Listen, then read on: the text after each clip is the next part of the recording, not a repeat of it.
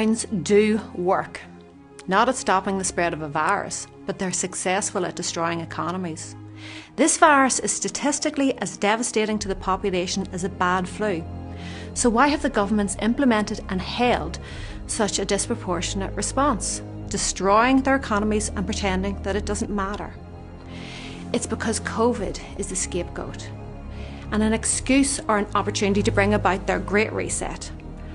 QE started in 2008, following the banking crisis caused by misuse of the lending markets, and the economy has been on life support ever since. In September 2019, a month before Bill Gates' Event 201, the overnight money market seized. The Federal Reserve had to step in, printing $50 to $100 million per night to try and fix it. But there was no fixing it. Since COVID, they have expanded the money supply by between 20 to 25% under the guise of COVID relief, rather than what is another banking crisis. History tells us this money printing ends with the collapse of the currency and the economy it is attached to.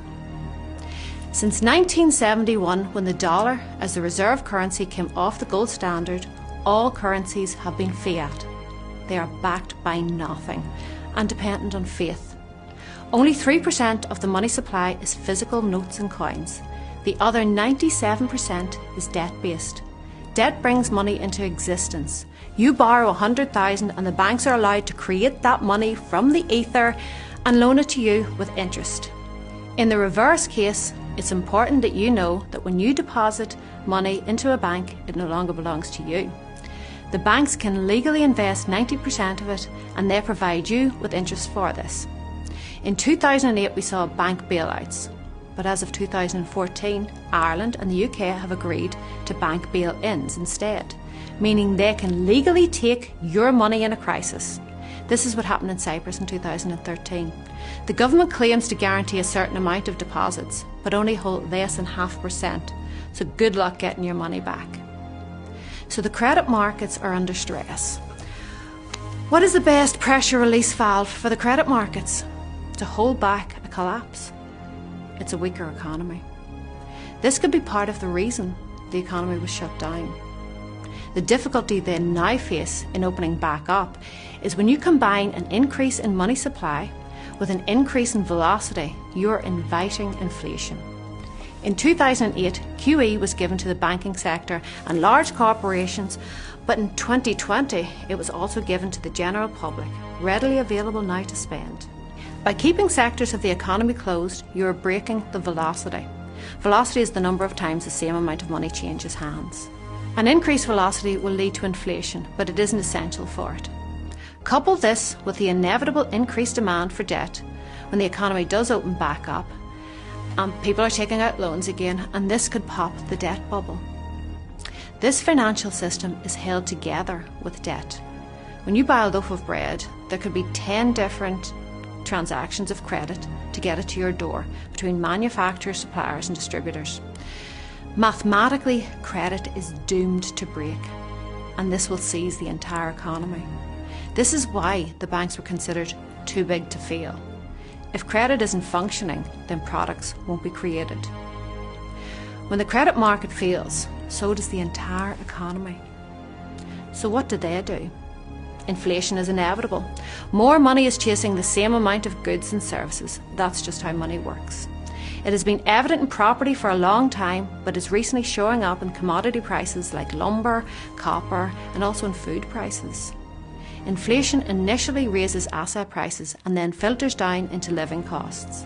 The last to inflate is wages, making it increasingly difficult for the less wealthy to buy property, as their wages only meet their living expenses.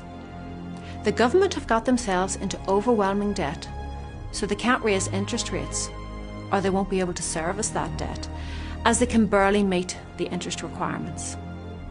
It seems they are planning to let inflation rise, trying to maintain some control over it and inflate away the debt. Inflation is a hidden tax. Just as they inflate away the debt, they inflate away your purchasing power, and you slowly lose everything you've worked for. With inflation and bank bail-ins, they're taking your money. The danger here is hyperinflation if control and faith are lost. Look at Venezuela and Zimbabwe, where currency litters the streets and it has so little purchasing power that it isn't even worth picking up. We are moving into a central bank digital currency. This has already been rolled out in China, with Sweden, Turkey and Iran following. With digital currency, the government have complete control, as it is programmable. It is a loss of your freedom and privacy. They can control velocity by programming it with expiry dates or deciding where in the economy can be spent. They can limit your leisure spending, prohibit you from buying certain items, or only allow spending on basic food items and rent. They can tax and fine directly. They have control. They can incentivise you to spend or save with negative or positive interest rates respectively. How would you implement a control agenda? I would collapse the economy so that there's no independent businesses, therefore making everyone dependent on the state. I'd provide them with a generous universal credit system, then slowly reduce it or inflate it away. The concept of UBI has been about for some years now. Over 80% of jobs that make moderate to low wages are predicted to be automated away by 2030. Humans are becoming surplus to requirement. In the fourth industrial revolution, according to the World Economic Forum, our bodies will be so high-tech we won't be able to distinguish between what's natural and what's artificial. A future of superhumans. It's frightening. They are also proponents of the green energy carbon tax movement, which, if you look into it, is eugenics repackaged. They are telling us that if we pay more taxes and stop eating meat, it will cool down the planet. The middle and working classes will be eroded and replaced with robots, AI and big corporations, and given a basic income. So how is this funded? The Davos IMF concept is that you will own nothing and be happy. So is the idea to confiscate or severely limit all private property? The other option is taxes, but the rich don't pay taxes. The loopholes are designed to be beneficial to them but too costly for us. While a universal basic income is proposed, the more effective solution to stop the wealth divide would be a universal maximum income with a wealth cap. Let them have 20 million, that's a lot of money, they can buy all the houses and yachts that they want. But it would limit their amount of control and influence. This is the biggest heist of wealth transfer in history. The media does not inform you. Its purpose is to distract and advertise to you. The economy has collapsed under the weight of debt-fueled greed, and the media are silent. Billionaires have increased their wealth by 28% during the crisis, gained at the expense of small businesses. The stock market is fake, and it is a rigged game, fueled by money printing and doomed to crash. The old world is not coming back. A group of billionaires are deciding how the rest of the world should live, and they have the ear of the government that claims to represent you. When you hear Johnston, Trudeau and Biden say build back better, that is a Davos concept, a collection of non-elected private billionaire influencers. If we submit to a digital currency, we lose control and privacy. This is what you really need to wake up to. Furlough is psychological prepping for UBI. You're not being paid to stay at home. You're being paid not to revolt. If you know that pounds, dollars, etc. are losing purchasing power, why would you keep them? This is why people are moving to hold assets such as silver, gold, land and property instead, and transferring currency to crypto to outrun the inflation that is already becoming evident. There's also a ridiculous increase in shipping costs. COVID impacted the supply chain. China stockpiled containers and the system broke. This led to a problem with stock on shelves. When it is fully operational again, the additional costs will be passed on to the consumer. It would be wise to buy supplies to combat any shortages while the system resets. Better looking at them than looking for them. Hold gold, silver, crypto to maintain a degree of autonomy from the upcoming digital system. I am not a financial advisor. I would advise you to do your own research and find what works for you.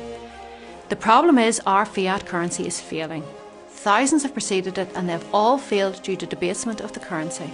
We have to be aware of this so we can prepare and work to fight against the oncoming erosion of our freedom and of our privacy.